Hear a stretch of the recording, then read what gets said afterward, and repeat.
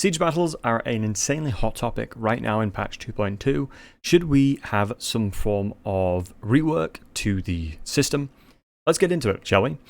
So I had a video released yesterday where I was of the opinion where instead of absolutely nerfing all of the towers to the ground, we should kind of revert the changes back and then effectively apply and buff the towers in question. People raised some really good points, and I kind of want to discuss them in this video today.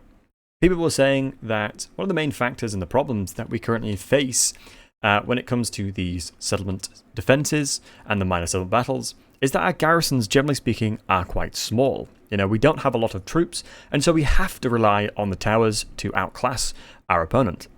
And there's also, thoughts that we should be able to effectively upgrade towers.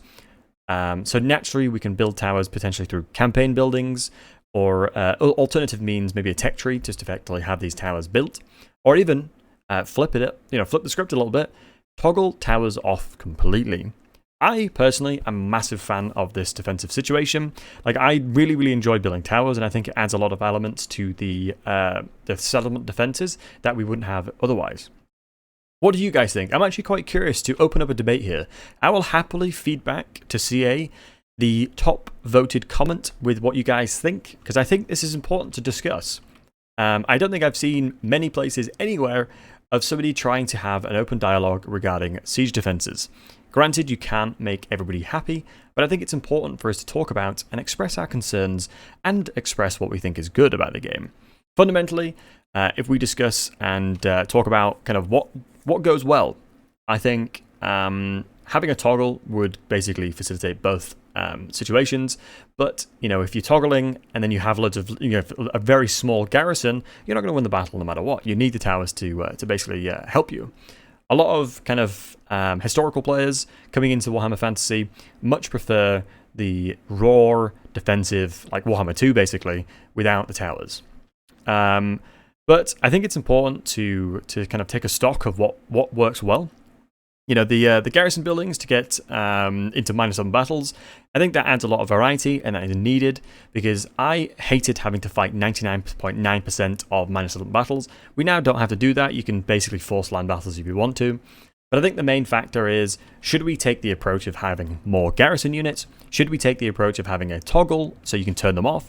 But then, like I said, then that doesn't cater towards having a small garrison. Or should we basically make it so towers are upgraded through your tech trees?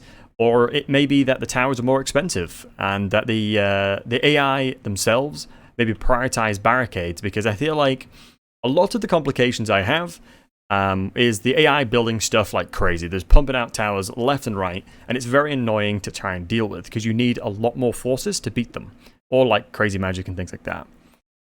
Should the AI have a higher penalty of supplies? Should they cost more to build things because they're an AI, so we'll build things instantly, and they have a good idea of what they should build as well. But this is something I'm quite passionate about. I think it definitely should be an open discussion, and that kind of bolsters the question: should we have a siege defense rework? What do you guys think? Let's have another conversation about this one. Put it down below what you think. But thank you so very much for watching, and have a wonderful day. But make sure to check out my other content on screen now.